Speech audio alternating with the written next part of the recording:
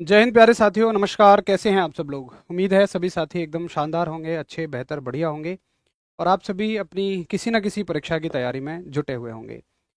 प्यारे साथियों, अक्सर ऐसा होता है कि हम लोग किसी न किसी परीक्षा को टारगेट करके अपनी तैयारी में जुटे हुए होते हैं और तभी हमारे बीच में कुछ बीच बीच में ऐसी भर्तियां आती हैं जो रेगुलर नहीं होती हैं।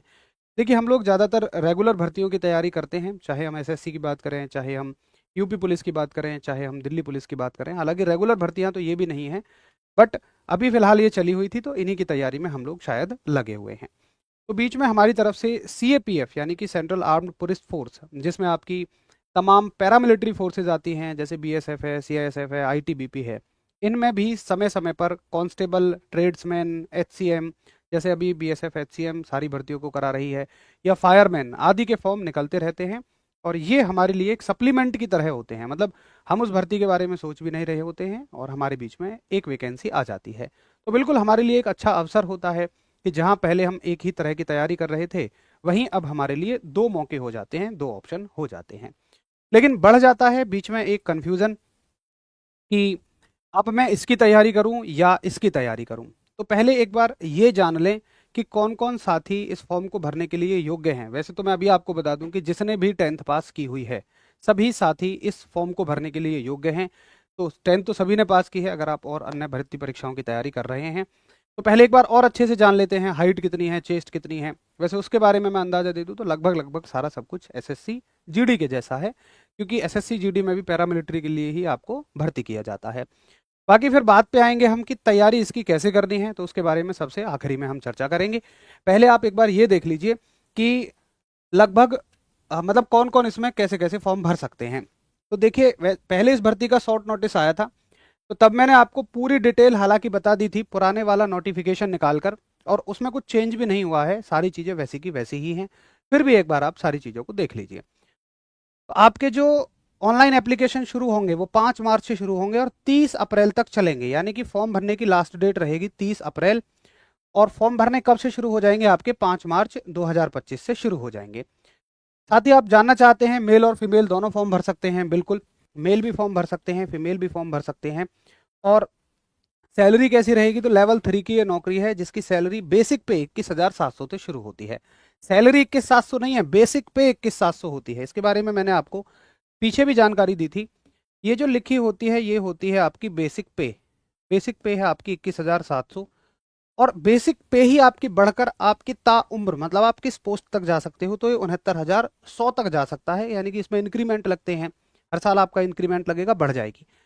तो 21,700 पे इन हैंड आपको कितने पैसे मिलेंगे? देखिए, इसमें आपको अलाउंस मिलते हैं, एचआरए अलाउंस मिलता है आपको। मतलब एचआरए मतलब हाउस रेंट अलाउंसेज, रहने का अलाउंस मिलेगा, महंगाई भत्ता मिलेगा, और बहुत सारे छोटे छोटे अलाउंसेज मिलते हैं। और कुछ आपका कटता भी है, जैसे एनपीएस में आपका पैसा कट जाएगा, नेशनल पेंशन स्कीम में, जिसमें से आपका कुछ जाएगा 10%, गवर्नमेंट 14% उसमें कंट्रीब्यूट करेगी।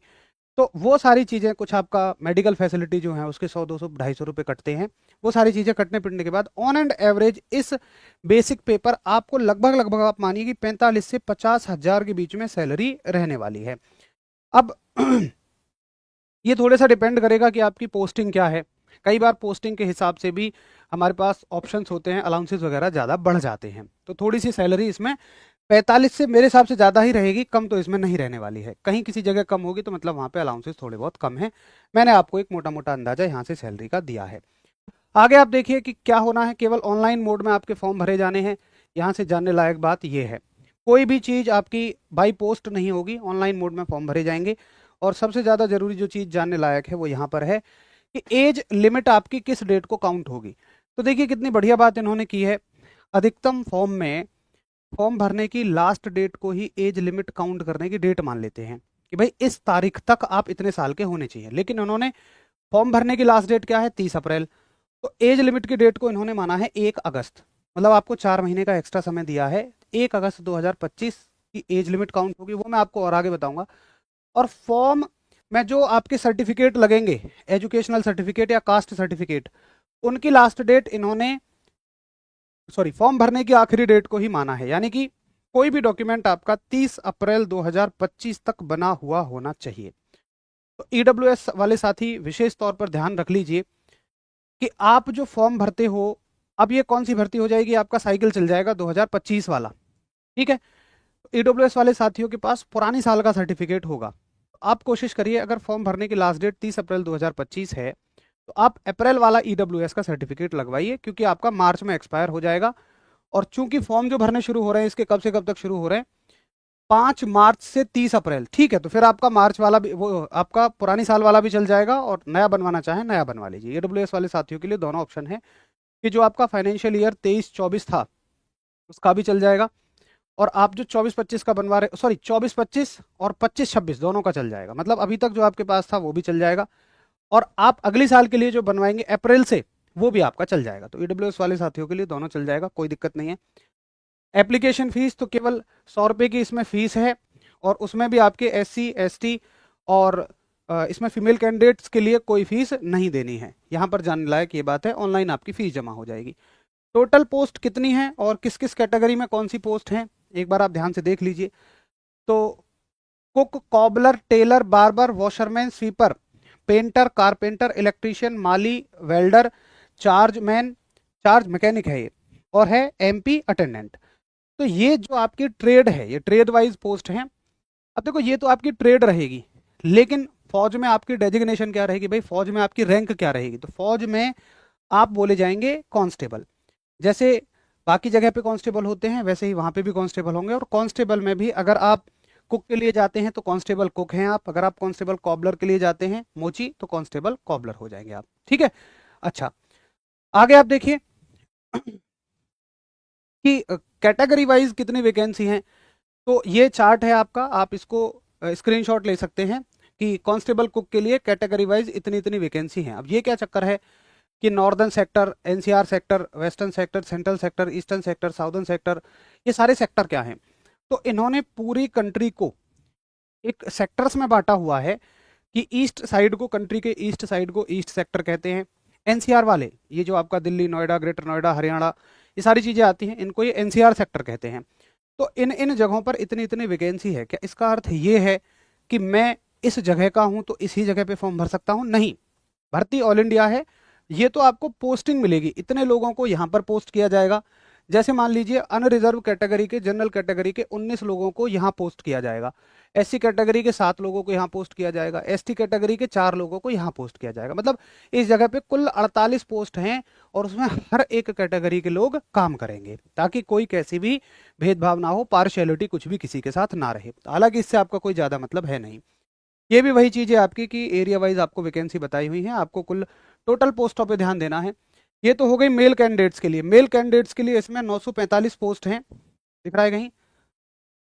पीछे मैंने लिखा हुआ था, एक बार देखिए आप। मेल कैंडिडेट्स के लिए 945 पोस्ट हैं। फीमेल कैंडिडेट्स के लिए, एक सेकंड रुको, इसमें फीमेल ऊपर चला गया है। फीमेल कैंडिडेट्स के लिए 103 पोस्ट आपकी हैं, ये आपकी जगह जगह 103 पोस्ट हैं। और एक्स सर्विसमैन के लिए 113 पोस्ट इसमें रिजर्व रखी गई है, ठीक है। 3 अप्रैल है, क्या अप्रैल है 3, एक बार मुझे बता दो, 3 अप्रैल क्या कह रहे हैं आप?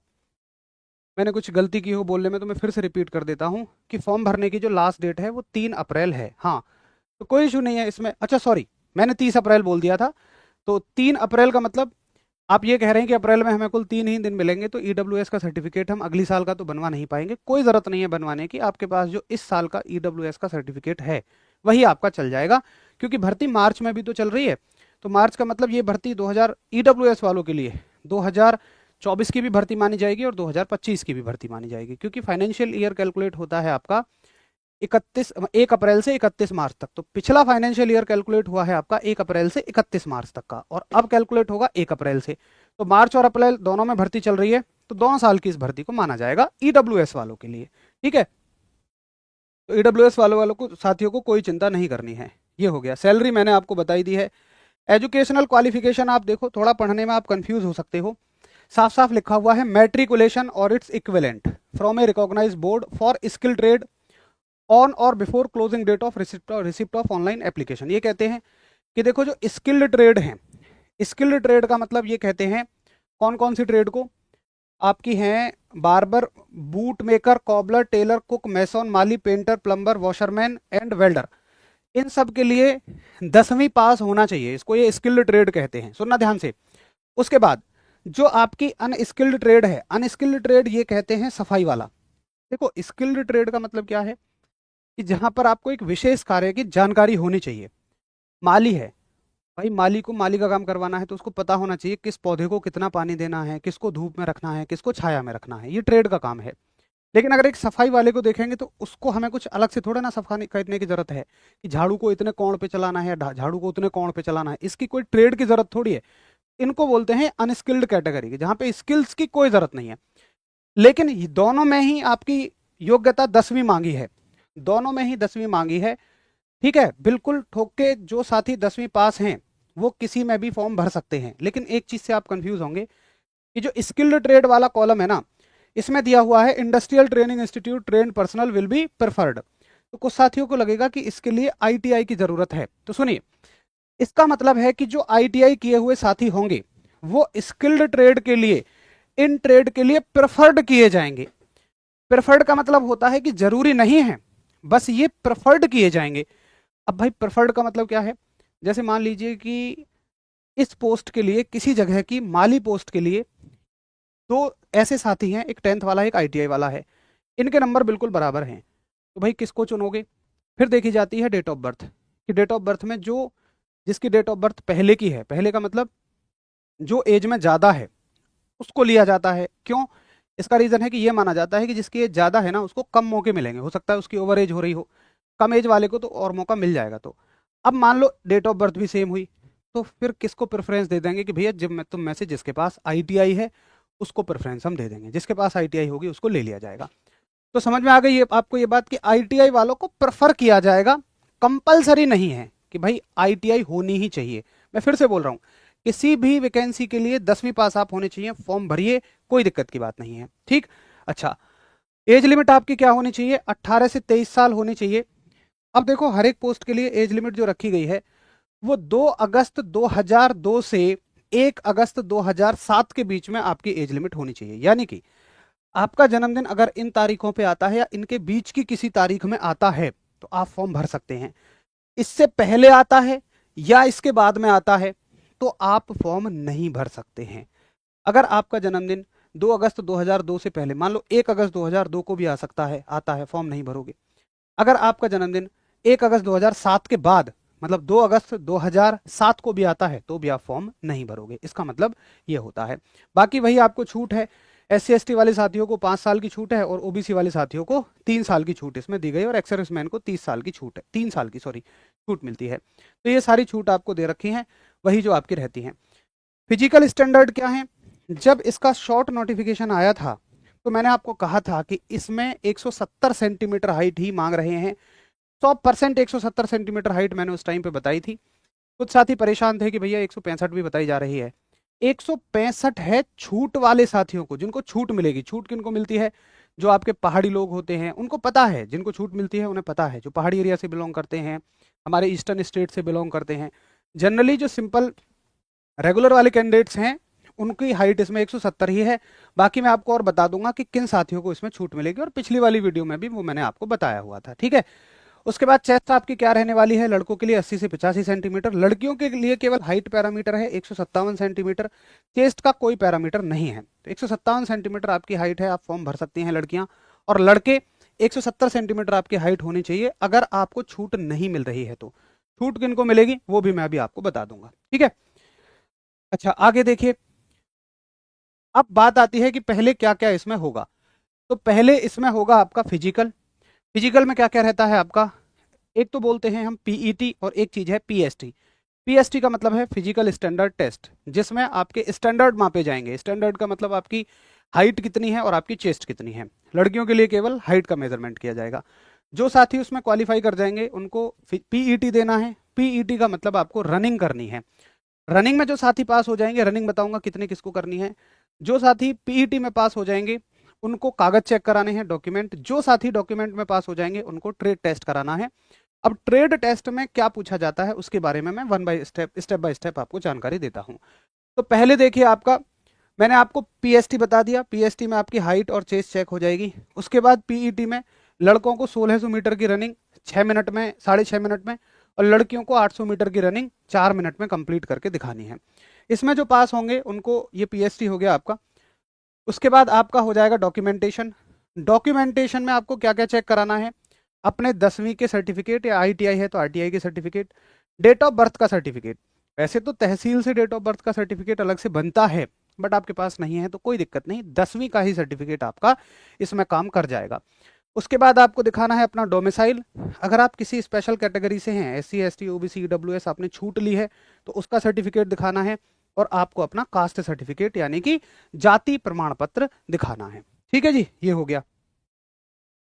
अच्छा, अब देखो ये एक चीज कहता है, एक चीज इसमें ध्यान से सुन लो कि कास्ट और डोमिसाइल यानी कि आपका जाति प्रमाण पत्र और आपका जो डोमिसाइल है मूल निवास प्रमाण पत्र, ये दोनों एक ही राज्य से होने चाहिए। ठीक है, तो जाति प्रमाण पत्र और आपका मूल निवास प्रमाण पत्र दोनों एक ही राज्य से होने चाहिए। आगे देखिए इसमें ट्रेड टेस्ट में क्या होगा। तो जो साथी पीईटी पीएसटी डॉक्यूमेंटेशन को क्लियर कर लेंगे उनका ट्रेड टेस्ट होगा। अब वन बाय वन बड़े ध्यान से सुनना कि ट्रेड टेस्ट में क्या होता है। पहली ट्रेड है आपकी कुक।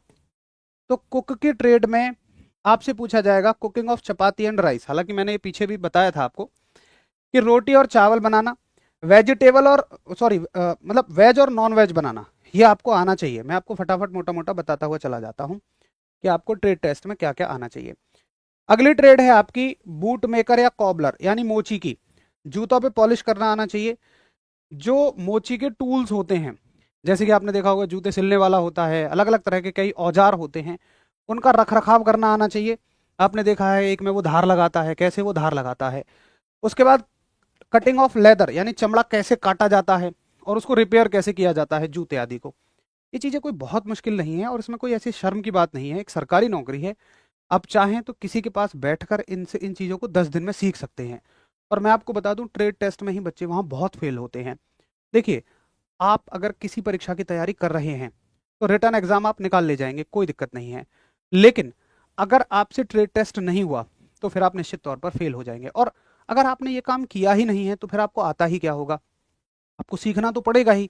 इसलिए आप इनको 10-12 दिनों में आराम से सीख सकते हैं। उसके बाद टेलर के लिए, तो टेलर में आपको मेजरमेंट लेना आना चाहिए आदमी को जो कपड़े सिलवाने आएगा, कपड़ा काटना आना चाहिए, कपड़े की सिलाई विलाई आनी चाहिए, ये सारी चीज़ें आनी चाहिए। बार्बर यानी कि जो सैलून वाले होते हैं, हेयर कटर, उनको पहले तो टूल्स का रख रखाव आना चाहिए, कैंची में धार कब लगनी है, उस तरह कहाँ रखा जाना है, सारी चीज़ें। हेयर कटिंग आनी चाहिए, शेविंग आनी चाहिए। वॉशरमैन धोबी, आपको कपड़े धुलने आने चाहिए, आपको प्रेस करनी आनी चाहिए, कॉटन के कपड़ों पे और वुलन और टेरिकोट के कपड़ों पे, इन आदि चीज़ों पे आनी चाहिए। अब जैसे वॉशिंग है, वॉशिंग में आपसे पूछ लेगा कि मान लो मेरे पास 4 यूनिफॉर्म है, ये मान लो मेरे पास 5 लीटर पानी है, कितना डिटर्जेंट डालूंगा।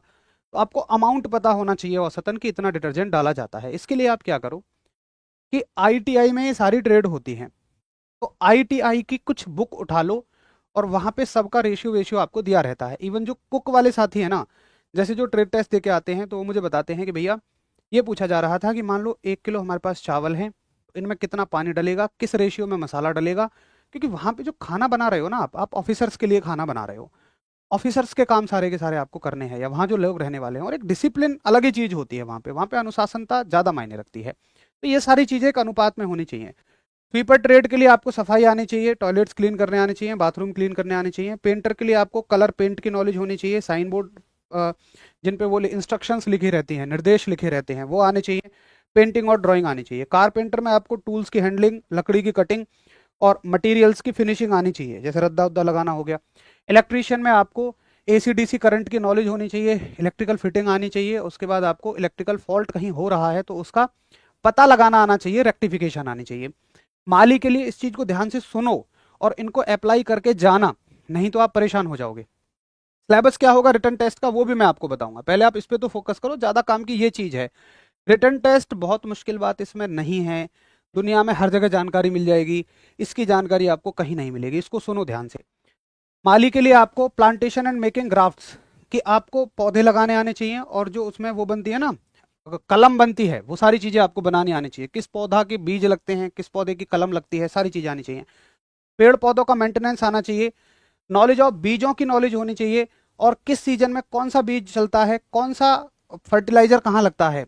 पता चला तुमसे पूछा गया कि ये गुलाब का फूल है, बताओ इसको ग्रो करना है, तुमने मारा पेल के यूरिया 2-4 किलो, बेचारा गुलाब का फूल जितना था उससे भी जाता रहा, तो फिर तो तुम डेफिनेटली बाहर होने हो। इसलिए इन चीज़ों की थोड़ी सी जानकारी आपको करके जानी पड़ेगी। नॉलेज ऑफ इंडाइजेनियस मैन्योर्स, यानी कि अलग अलग तरह के जो खाद हैं उनकी आपको जानकारी होनी चाहिए। वेल्डर वाले साथियों को वेल्डिंग टूल आने चाहिए, आर्क वेल्डिंग आनी चाहिए, गैस वेल्डिंग आनी चाहिए। आर्क वेल्डिंग क्या होती है आपकी, जो आपने देखा होगा ना, चिंगारी सी निकलती है जिसमें से, जिसको हम लोहे वगैरह पे करते हैं। और गैस वेल्डिंग वो होती है, जैसे कॉपर है तो कॉपर पे आर्क वेल्डिंग काम नहीं करेगी, फिर हम गैस वेल्डिंग करवाने जाते हैं।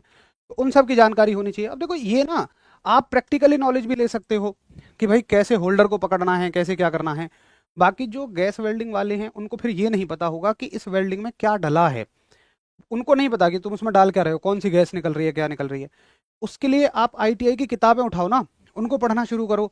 उसमें लिखा होता है कि भाई ऑक्सी एसिटिलीन वेल्डिंग है, जिसको गैस वेल्डिंग बोल रहे हैं। जैसे मान लो क्वेश्चन आ जाए कि भाई गैस वेल्डिंग में कौन सी गैस यूज हो रही है, तो आप कहोगे भैया ऑक्सीजन और एसिटिलीन गैस यूज हो रही है, ऑक्सी एसिटिलीन गैस, इसको ऑक्सी एसिटिलीन वेल्डिंग हम इसको बोलते हैं। फिर मुद्दा आता है कि कितनी ऑक्सीजन होनी चाहिए, कितनी एसिटिलीन होनी चाहिए।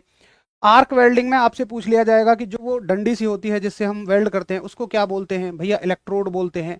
इलेक्ट्रोड किस मटेरियल के बने हुए होते हैं, किस धातु के इलेक्ट्रोड होते हैं, वो सारी चीजें आपको इसमें आनी चाहिए। उसके बाद देखिए चार्ज मैन में क्या होना चाहिए,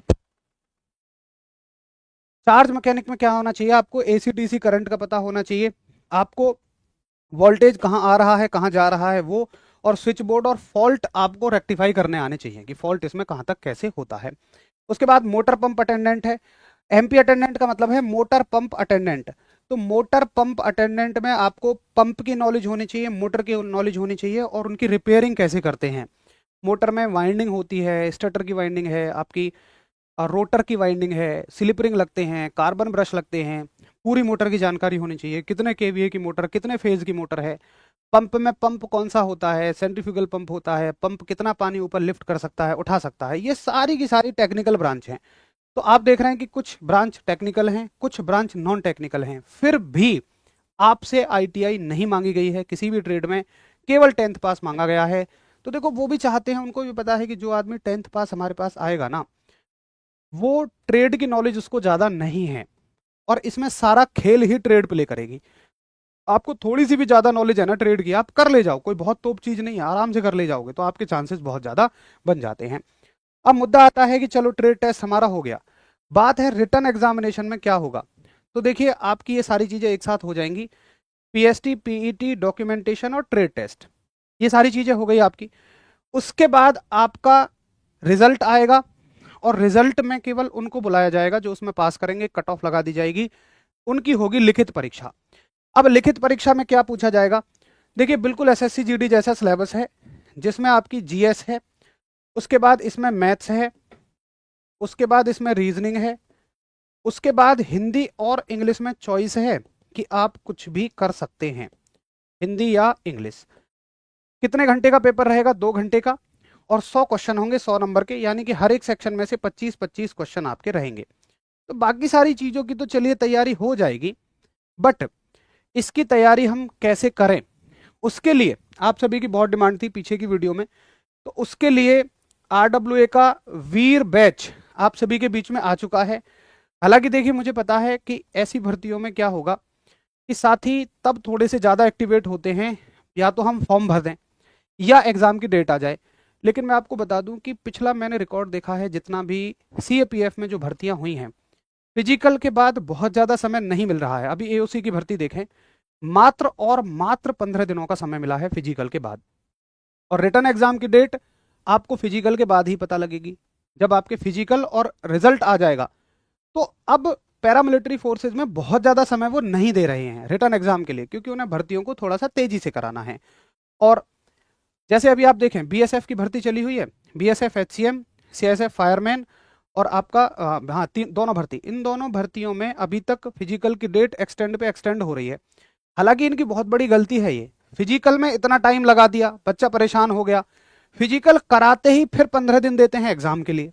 हालांकि ये है गलत बात। एक बच्चा जो मेंटेलिटी बना के बैठा है कि भाई मैं तो तब से तैयारी शुरू करूंगा अगर मेरा फिजिकल क्वालिफाई हो जाएगा, अगर फिजिकल ही क्वालिफाई नहीं है तो फिर मेरा तैयारी करने का क्या फायदा है। बिल्कुल आपकी बात सही है, ठीक बात भी है, लेकिन अगर फिजिकल क्वालिफाई है, वैसे तो देखिए फिजिकल एक अपने हाथ की चीज है, और हम ये जान सकते हैं भाई मुझे फिजिकल क्वालिफाई होगा या नहीं होगा। मुझे खूब पता है मेरी रनिंग आ रही है या नहीं आ रही है, और मैं मानता हूं कि अगर आप तैयारी कर रहे हैं तो रनिंग वनिंग जैसी चीज़ों को थोड़ी थोड़ी सी सुबह शाम या सुबह के समय थोड़ी थोड़ी सी कंटिन्यू करिए ही करिए, क्योंकि जब आप पेपर ऊपर पास करके केवल रनिंग में बाहर होते हैं तो उससे बड़ा कोई दुख नहीं होता। और फिजिकल में फेल होना, हाइट वगैरह की बात नहीं कर रहा हूं मैं, रनिंग की बात कर रहा हूं, उसमें फेल होने का अर्थ है कि आपने एक अवसर को गवा दिया। मैं हमेशा एक बात कहता हूं कि सफलता का मतलब है कि जब अपॉर्चुनिटी ने, जब अवसर ने आपका दरवाजा खटखटाया तो आप कितने तैयार थे। तो पता चला कि एग्जाम के लिए मिले ही आपको 15 दिन, फिर तो सीधी सी बॉल उनके पक्ष में है ना जिनकी तैयारी पहले से है। तो मैं ये नहीं कह रहा हूं कि आप सारे ही बच्चे इस बैच को खरीदिए जो इसकी तैयारी के लिए वीर बैच आया है। देखिए, अगर आप किसी पहले से तैयारी में लगे हुए हैं, जैसे एसएससी जीडी की तैयारी में लगे हुए हैं, तो बिल्कुल डिक्टो सिलेबस एसएससी जीडी जैसा है, तो कोई जरूरत नहीं है आपको बैच खरीदने की। अगर आपको लगता है कि ये चारों सब्जेक्ट मेरे बहुत अच्छे हैं, मैंने पहले पढ़ रखा है, कोई एग्जाम मैंने निकाला हुआ है, मान लो मैं एक आधा नंबर से किसी में रह गया था, तो कोई जरूरत नहीं है आपको कि कोई आप नया बैच खरीदें और फिर से उसी सिरे से तैयारी को करें। अगर आपके पास नोट्स हैं, भाई अच्छे से रिवाइज करो, प्रैक्टिस सेट लगाओ, मॉक टेस्ट लगाओ। तो बैच की जरूरत उन साथियों को पड़ेगी कि जो या तो बिल्कुल फ्रेशर हैं या वो हैं कि जी मैं तो रिवाइज करूंगा आपके साथ, मुझसे अकेले बैठ के रिवीजन नहीं होता है। और फाइनेंशियली ऐसा मेरे पास कोई बर्डन नहीं है, क्योंकि बैच की फीस कोई बहुत ज़्यादा नहीं है, केवल 400 रुपये बैच की कीमत है। और आपके साथ रिवीजन करना मेरे लिए बहुत आसान हो जाता है, अकेले में टाइम मैनेजमेंट नहीं कर सकता हूं। तो मैं फिर आपका बैच ले लूंगा। तो बैच है आपके लिए, वीर बैच लॉन्च हो चुका है और इसकी कीमत वैसे तो 499 है, लेकिन इस पर डिस्काउंट चलेगा। और डिस्काउंट कब तक चलेगा? 10 तारीख तक। 10 तारीख तक भी नहीं, 10 तारीख से इसकी क्लास शुरू हो जाएंगी। 10 मार्च, 11 मार्च, 12 मार्च को तीनों दिन डेमो होंगे और डेमो के बाद आपकी ये क्लास एप्लीकेशन पे चली जाएंगी। तो 12 मार्च तक आपके लिए बैच जो रहेगा वो 400 का रहेगा, 20% का इस पर डिस्काउंट रहेगा। Coupon code CISF। बैच अभी आप परचेज कर सकते हैं। बैच आप कहाँ देख सकते हैं? एप्लीकेशन पे पेड क्लास में जाएंगे, बाय नाउ पे क्लिक करेंगे, अप्लाई कूपन पे क्लिक करेंगे, पे ऑनलाइन पे क्लिक करेंगे, कूपन कोड लगा देना CISF और 400 रुपये का ये बैच हो जाएगा। लेकिन मैं फिर से कहूंगा कि अभी से आप एक निर्णय ये ले लीजिएगा आपकी तैयारी कैसी है। मैं ये नहीं कह रहा हूँ आप बैच खरीदिए, बैच बिल्कुल मत खरीदो। देखो भाई, अगर आपने पहले कोई बैच पढ़ रखा है, आपकी तैयारी पूरी है, कोई काम का नहीं है आपके लिए बैच, मत खरीदना, मैं मना कर रहा हूँ। लेकिन अगर मैं ये बैच नहीं भी लॉन्च करूंगा ना, तब भी आप इस वीडियो के भी कमेंट सेक्शन में देख लेना, बहुत सारे बच्चे कहेंगे कि जी बैच लाओ। वो होते हैं जो साथी नए जुड़ रहे हैं तैयारी से। आप सोचो ना, जब आप नए थे तो आपको एक गाइडेंस की तो जरूरत थी, आपको कुछ ना कुछ तो गाइडेंस की जरूरत थी। तो वो साथी एक तो, और दूसरा वो साथी कि जिनको पढ़ तो रखा है लेकिन बीच बीच में से कुछ उनका इनकम्प्लीट रह गया था। तो बैच की जरूरत हमेशा उन लोगों को होती है।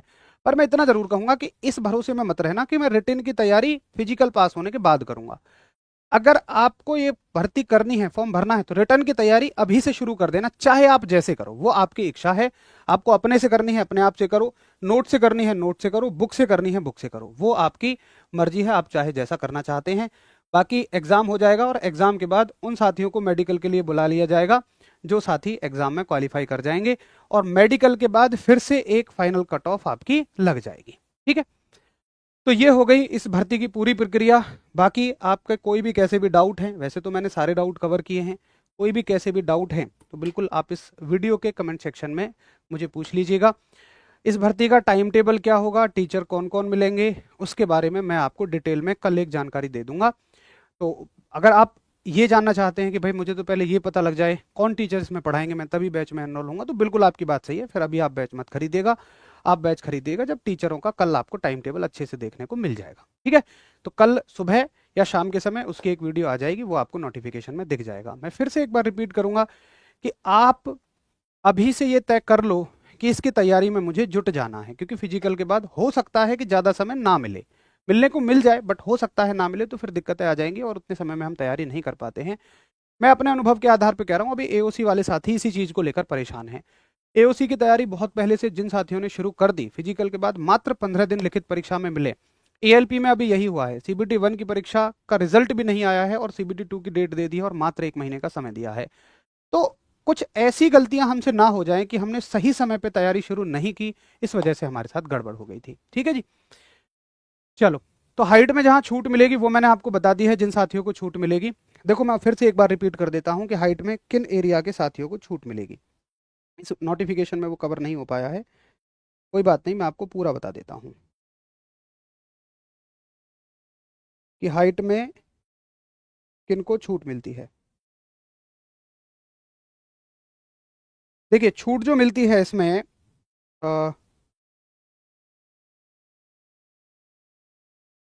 देखो जो कैंडिडेट हैं आपके गढ़वाली, कुमाऊं, गोरखा, डोगरा, मराठा, और कैंडिडेट जो बिलोंग करते हैं हमारे, मैं वही बोल रहा था आपको, जो हमारे सेवन सिस्टर्स वाले स्टेट हैं, यानी कि नॉर्थ ईस्ट साइड के जो स्टेट हैं, सेवन स्टेट जो हैं, सिक्किम, नागालैंड, अरुणाचल प्रदेश, मणिपुर, त्रिपुरा, मिजोरम, मेघालय, असम, हिमाचल प्रदेश, कश्मीर, लेह लद्दाख। तो उन सातों के अलावा जो हमारे पहाड़ी क्षेत्र हैं, जैसे हमारा हो गया हिमाचल प्रदेश, हो गया कश्मीर, हो गया लेह लद्दाख, हो गया जम्मू कश्मीर, हो गया, इन सब साथियों को हाइट में छूट मिलेगी। और इसमें हाइट जो है मेल की 165 सेंटीमीटर मांगी गई है और फीमेल की 155 सेंटीमीटर मांगी गई है। लड़कों को छूट में चेस्ट में जो छूट मिली है वो 2 सेंटीमीटर की है, नॉर्मल भी और एक्सपेंडेड में भी। मतलब नॉर्मल लड़कों से 80-85 मांगी जाएगी, इनसे 78 और 83 मांगी जाएगी। फीमेल के लिए चेस्ट है ही नहीं।